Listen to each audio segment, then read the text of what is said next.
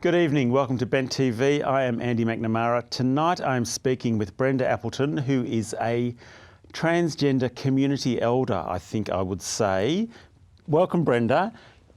Transgender community elder, is that right? What's your view? Good evening, Andy, and it's nice to be here.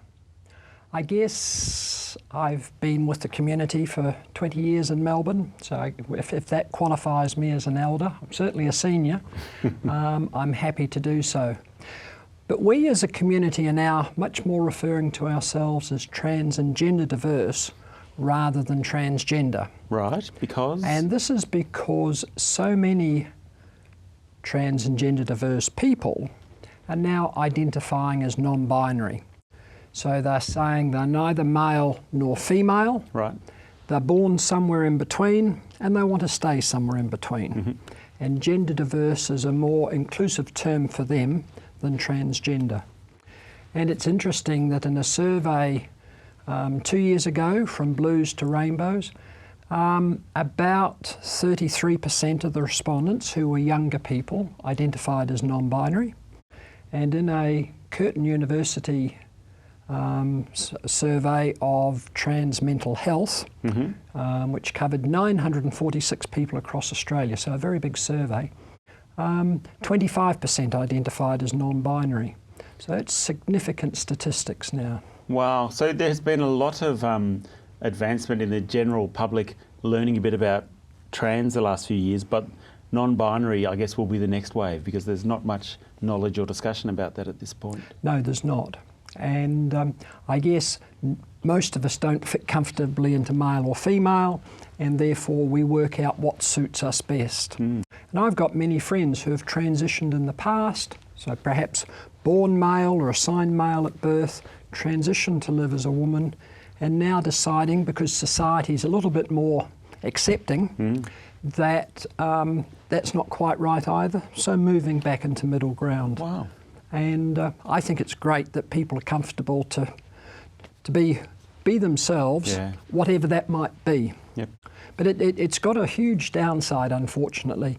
We estimate unemployment for trans people at about 20 to 25%, so it's a big number.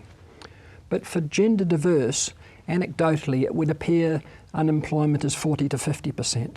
Wow. And employers are struggling to work out how they include someone who's gender diverse in their own workforce. Wow. What can be done to fix this? I guess more discussion about gender diverse is the starting point? I think so. We're seeing a massive increase in general community acceptance across society for trans and gender diverse people. And this is reflected, I think, in the numbers that are presenting at Royal Children's Hospital. And, you know, they're now getting at least 3 referrals a week. Wow. They used to get 1 a year. Wow. And this is families and individuals wanting to explore their gender identity. Well, most teachers I know now have a trans kid at their primary school. Most friends of mine who are teachers. It's so much more out there than it was. Oh, and it's got to be so much better for the mental health of a young person to be living as themselves rather than living what's expected based on their the sex assigned at birth.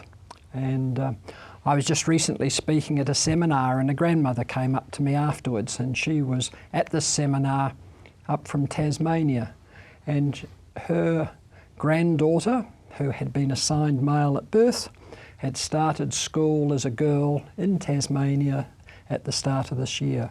And it's just brilliant that people are able to be themselves in schools and fellow students. Treat them appropriately. Amazing. And grandparents are coming on board. What about things for teenagers like adolescence blockers? I'm not sure what the puberty blockers proper term is. So puberty blockers ideally are given to young people at the start of puberty. And Royal Children's Hospital have found that 100% of young people are confirmed on their gender by the time they hit puberty. They haven't had any regrets or change of minds after that stage. Right. So puberty blockers are available, ideally taken at the start of puberty to prevent any of the developments which otherwise might take place.